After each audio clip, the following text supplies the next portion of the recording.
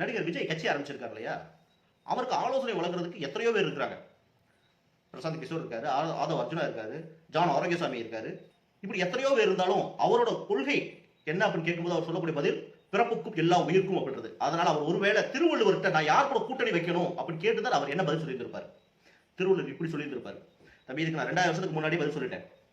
வினைவழியும் தன்வழியும் மாற்றான் வழியும் துணை வழியும் தூக்கி செயல் அப்படின்னு சொல்லியிருக்கேன். சினிமா உனக்கு பழகிய தொழில், ஆனா அரசியல் உனக்கு புதுசு, அதில் ஆழமும் ஆபத்தும் ரொம்ப அதிகம். இதையும் கவனத்தில் நீங்க எடுத்துக்கணும். அடுத்து உன்னோட பலம் என்னன்றது புரிஞ்சுக்கணும். உனக்கு வரக்கூடிய கூட்டம் எல்லாம் ஓட்டா மாறுமா அப்படின்றதையும் நல்லா முடிவு பண்ணிக்க. மூணாவது மாற்றான் வலிமையும், அது ரொம்ப ரொம்ப முக்கியமானது. நீ எதிர்க்கூடிய ஆள் யாரும், அவங்களோட பலம் என்ன, இதுக்கு முன்னாடி அவங்களை எதிர்த்தவங்க அவங்க என்னெல்லாம் பண்ணியிருக்காங்க அப்படின்றத யோசிச்சுட்டு அதை எப்படி சரி பண்றதையும் முடிவு பண்ணிக்க. நாலாவது கூட்டணி, அதாவது துணை வலியும்.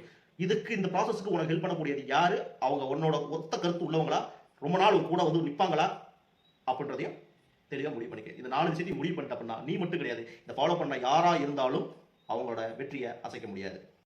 இதை பத்தி நீங்க என்ன நினைக்கிறீங்க? விஜய் யார் கூட கூட்டணி சேர்ந்தா நல்லா இருக்கும் அப்படின்றத கமெண்ட்ல சொல்லுங்க.